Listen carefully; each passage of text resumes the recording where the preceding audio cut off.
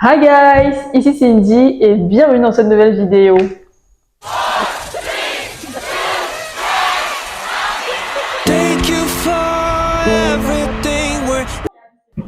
Alors, si tu es nouveau sur cette chaîne, ici on parle de tout ce qui est écologie, gestion de l'environnement, comment mieux gérer son environnement. Alors, si le sujet t'intéresse, n'hésite pas à t'abonner, liker, partager parce qu'ici on s'amuse tout en apprenant.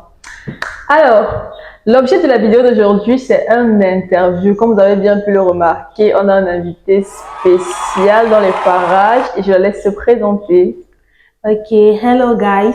My name is Mayan Suzanne. I have a bachelor's degree in aquatic and marine sciences, and right now I'm enrolled in a master's cycle in research and development. Déjà, je suis très heureuse d'avoir été invitée sur la chaîne YouTube de mon ami et de ma collègue. Alors, j'ai hâte de la continuité de pouvoir répondre à ces questions avec vous. Merci beaucoup Suzanne pour cette magnifique présentation. Alors, aujourd'hui, on va aborder 5 sujets à controverse dans le domaine environnemental, dont les questions qui posent beaucoup plus de... qui sont à l'origine de l'ouverture de beaucoup de débats, là où les avis sont beaucoup très divergents en ce qui concerne le domaine environnemental. J'espère que vous avez capté. Alors, le but en fait, c'est que chacune de nous puisse donner son raisonnement par rapport à ces sujets-là, qu'est-ce qu'elle en pense et appuyer en fait son idée avec des arguments. Et vous aussi, guys, vous avez le libre arbitre de choisir l'idée qui vous convient le mieux et pourquoi pas commenter aussi ce que vous pensez par rapport à ces sujets-là. Alors, le premier sujet qu'on va aborder ici, c'est le sujet de single-use plastique ou encore en français, plastique à usage unique. J'ai déjà fait une vidéo à ce sujet-là, donc pour ceux qui n'ont pas encore regardé, je vous invite à aller regarder. Mais je vais vous donner un petit briefing en fait de ce qu'il en est. Single-use plastique, en fait, c'est tous ces plastiques-là qu'on utilise au quotidien et dont la durée de vie est très courte. En général, c'est une période de temps d'un jour. Par exemple, des bouteilles plastiques, emballages plastiques, package de biscuits, bonbons, tout ce qu'on retrouve dans les supermarchés là et qu'on n'a pas vraiment besoin de l'emballage, juste du contenu, on utilise et après directement l'emballage est rejeté dans la nature. La question qui se pose est de savoir, est-ce que au jour d'aujourd'hui, on peut éviter totalement l'utilisation du plastique à usage unique? Est-ce qu'on est capable de vivre une vie zéro single-use plastique? Alors, je vais laisser la parole d'abord à Suzanne qui va nous donner son avis par rapport à ce sujet-là. Bon, merci de m'avoir donné la parole. D'accord. Bon, je ne pense pas que nous puissions vivre une vie sans utilisation de single-use plastique. Juste en marketing d'abord, on est d'accord que c'est d'abord l'aspect du produit qui nous attire avant de venir et lui bien de l'utiliser. Alors les jolis emballages single-use, c'est pas possible qu'on ne les utilise plus.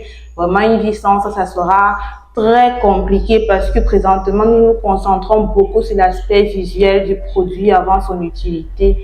Bon, pour ma part, c'est ce que j'ai à dire à ce niveau. C'est pas possible. Non, c'est pas possible.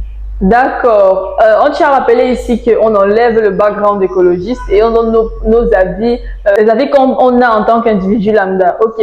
Mais en même temps, son avis, comme elle a dit, c'est un avis très clair. Il y a des produits qu'on ne peut pas vendre sans emballage, ok? Et beaucoup d'organisations se basent là-dessus pour faire leur marketing, ce qu'on appelle le branding.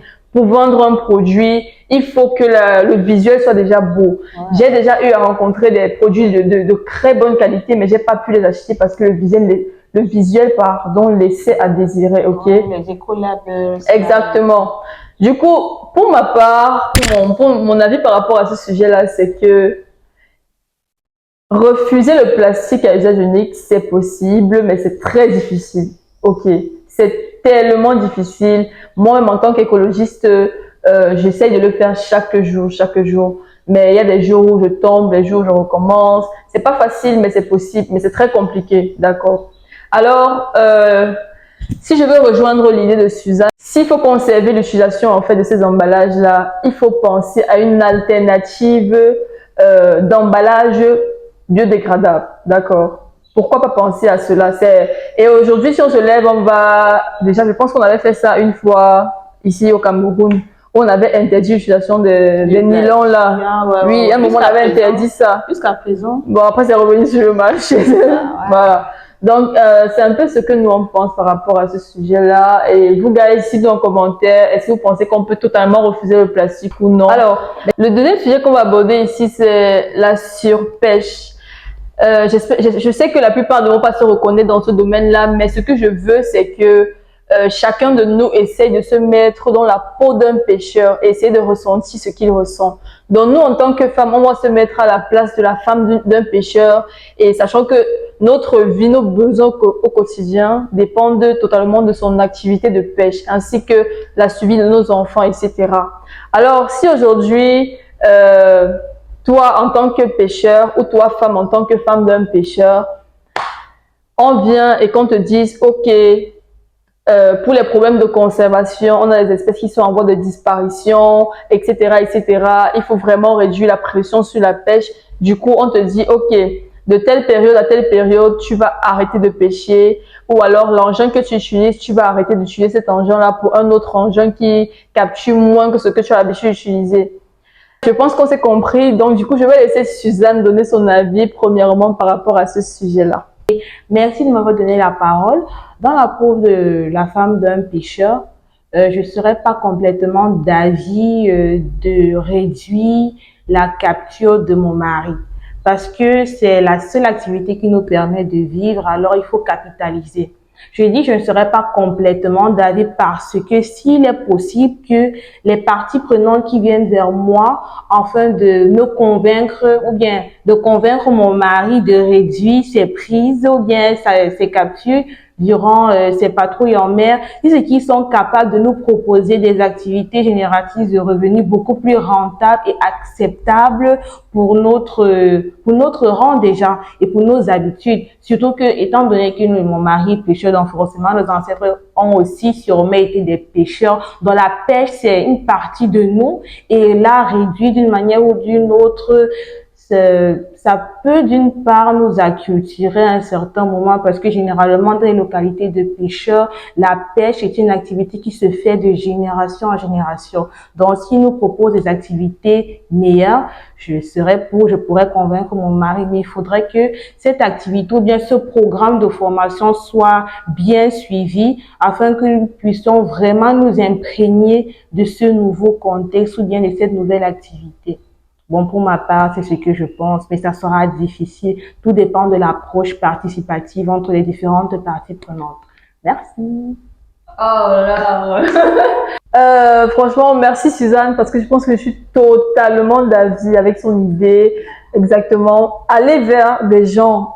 Et si on veut même sortir même de la pêche, toi qui as ton activité aujourd'hui, je ne pense pas que si les gens viennent vers toi pour te proposer d'arrêter ton activité parce que ça cause un problème précis, je pense pas que tu vas juste l'arrêter comme ça et te dire, ils vont pas forcément te convaincre parce que du coup on pense d'abord aussi à ce qu'on va manger, à ouais, donc tout ça, à subvenir à ses besoins du coup, ok. Et après, comme elle a dit, ça dépend vraiment de l'approche avec laquelle les parties prenantes viennent vers toi, ok. Il y a un adage qui dit qu'un animal vivant est 1000 fois plus important qu'un animal mort. Et ça, c'est tellement vrai. Mais sauf que ces pêcheurs-là, eux, ils ne comprennent pas forcément ça. Il va falloir beaucoup de séances d'éducation environnementale parce que c'est vrai qu'il y a des pêcheurs à l'heure d'aujourd'hui qui ont compris déjà ça et qui savent qu'il faut protéger, par exemple, la tortue.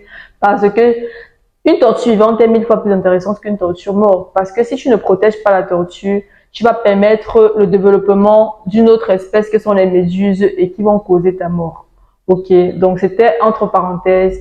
Mais sinon, n'hésitez toujours pas à donner votre avis. Alors, le troisième sujet qu'on va aborder ici, c'est le sujet déforestation et urbanisation. En fait, c'est censé nous parler à nous tous, Camerounais ou autres, je sais pas trop.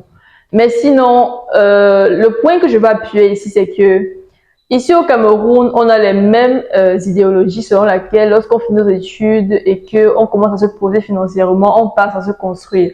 Tout le monde veut se construire, tout le monde veut avoir sa propre maison. Mais qu'en est-il de la nature? Est-ce que vous pensez que... En fait, parce que pour construire, il faut détruire l'environnement, ok? Et du coup, si tout le monde, de génération en génération, continue de construire, au final, je pense qu'il n'y aura plus de place pour les arbres, plus de place pour les animaux et plus de place pour tout ce qui concerne les écosystèmes, les plantes, etc. Bref. Donc la question qui se pose, c'est de savoir, selon vous, selon nous, quelle idée on peut apporter par rapport à ce problème-là? Quelles solutions pouvons-nous utiliser pour pallier à ce problème-là? Est-ce qu'on doit faire comme à l'étranger où eux, ils ont déjà des buildings et tout le monde vient s'approprier juste location et tout ça. Je sais pas trop comment ça se passe, mais en tout cas, je vais laisser Suzanne donner son avis par rapport à ça. Merci de m'avoir encore donné la parole. Je me sens vraiment flattée que tu m'aies pris comme invité pour me poser des questions aussi plausibles de nos jours. Bon, déforestation, le souci est que, bon, déjà, comme tu as fait comprendre, la culture. Bon, quand je dis la mentalité, ce n'est pas de façon péjorative, mais nous savons que pour qu'on considère un Africain, bon, je prends le cas d'un Camerounais, pour qu'on considère qu'un Camerounais a réussi dans sa vie, il faut qu'il ait construit au village, même qu'il ait construit en ville une maison assez imposante. Bon, pour changer cette mentalité, ça sera compliqué. Surtout que nous sommes un pays en voie de développement, donc forcément, qui dit développement dit urbanisation, qui dit urbanisation dit déforestation, qui dit déforestation, on peut aller à l'augmentation des gaz à effet de serre et ainsi de suite. Une solution pour pallier, bon, pour atténuer la déforestation, je ne pense pas qu'au niveau où nous sommes, ce soit possible. Parce que, désolé, avec l'avènement des réseaux sociaux et autres, tout le monde veut réussir, tout le monde voit les buildings en Europe, tout le monde veut faire pareil dans son pays, ou bien pourquoi pas pour lui-même. Ça sera vraiment difficile de dire, ou bien de convaincre un Africain. Bon, ce que je propose vraiment, c'est d'améliorer la construction des cités-sites et surtout d'augmenter les cités-sites dans le territoire africain. Vraiment améliorer la construction grâce aux différents architectes que nous formons tous les jours. Ils font des trucs assez attrayants et des trucs un peu nouveaux. Je pense que déjà, si c'est qu'on a déjà cette petite terre de nouveauté, ça peut peut-être essayer de changer nos mentalités. Ça peut essayer. Bon, moi, j'estime que déjà, essayer petit à petit d'augmenter les cités-ci, surtout comme notre gouvernement le fait déjà. Il fait des cités-ci, il vous propose déjà des façons de payer au fur et à mesure. Donc, déjà, ça, c'est déjà une très bonne approche. Si c'est qu'ils continuent dans ce sens et surtout en construisant ces cités-ci, s'ils peuvent, si possible, créer des stations d'épuration où les déchets de ces différentes maisonnées pourraient être acheminés et traités avant d'être rejetés dans la nature, ça sera encore mieux. Bon, déjà, ça, déjà aussi, construire des parcs, des petits aires de jeu, ça va aussi aider d'une part ou d'une autre. Bon, ça, c'est mon point de vue. Merci. Ok guys, je pense que Suzanne a tout dit par rapport à ce sujet-là. Mais maintenant, dites-moi en commentaire, est-ce que vous êtes prêts, vous guys, vous Camerounais, qui êtes déjà financièrement posés ou qui seront bientôt financièrement posés à refuser totalement de construire au profit des buildings construits comme à l'étranger, comme j'ai dit tout à l'heure, pour des appartements genre déjà construits à location et tout ça. Est-ce que vous êtes prêts à accepter ça pour sauver l'environnement? Donc je pense que ça c'est un sujet beaucoup voilà, et je tiens aussi à rajouter que on se rend pas compte, mais il y a beaucoup de buildings ici qui sont construits et qui sont même abandonnés. Les gens ne pensent même pas à acheter des maisons. La plupart veulent se construire, alors qu'il y a beaucoup de très belles maisons d'ailleurs qui sont là, qui sont déjà construites, qui sont en vente. Vous pouvez juste acheter ces maisons-là. Et si tout le monde continue dans ce concept-là, parce que l'habitude des Camerounais, c'est que dès qu'une maison on libère une maison, on commence à la dessiner avec les croix dessus. Appartement à ne pas vendre, domicile familial, mais celle-là, ça ne sert totalement à rien, ça n'aide personne. Franchement, arrêtez ça. Donc, le quatrième sujet qu'on va aborder ici, c'est un sujet assez intéressant, mais assez... Je pense que vous-même là, vous ne serez pas très d'accord. Anyway, c'est le sujet de la consommation de la viande. Alors, il faut noter ici que l'élevage bovine est responsable à environ 10,4% de la production du méthane, qui est un gaz à effet de serre très dangereux pour l'environnement, donc il lutte fortement au changement climatique. À noter aussi que le méthane est 25 fois plus polluant que le CO2. Donc, vous comprenez un peu le bail. Du coup, la question est de savoir, est-ce que vous, guys, êtes prêts à accepter de stopper en fait complètement votre consommation de la viande à l'heure actuelle au profit de la conservation, c'est-à-dire pour sauver l'environnement? Donc, je vais laisser Suzanne, premièrement, répondre à cette question-là. Elle va vous dire ce qu'elle en pense et puis je vais donner mon avis par la suite. N'hésitez toujours pas à mettre votre avis en commentaire. Thanks, Miss Carol, to have given me the floor. First of all, I think it's important to recall that the Far North is the most populated region in Cameroon. I'm taking the case study of Cameroon, first of all, because I'm a Cameroonian, and I think it's important to talk about the different realities in our country. So, the Far North, as I was saying, is one of the most populated region in Cameroon, and generally, it will be difficult to convince a resident of the Far North that he has to stop the consumption of meat, of cattle meat or cattle breeding, because since generations they have been living and they grew up in that. Donc, l'élevage bovine, c'est un sujet sensible au pays. Nous parlons quand même de l'élevage qui fait vivre la région la plus peuplée du Cameroun. Alors, arrêter la consommation de la viande de bœuf, c'est vrai. Bon, en tant qu'écolo, quand je remets ma capuche d'écolo, je ne suis pas censée vous dire qu'il y a des choses qui sont impossibles à faire parce que je pense bien que à chaque problème, il y a une solution. Oui, c'est vrai. Mais là, quand même, c'est délicat. C'est très délicat.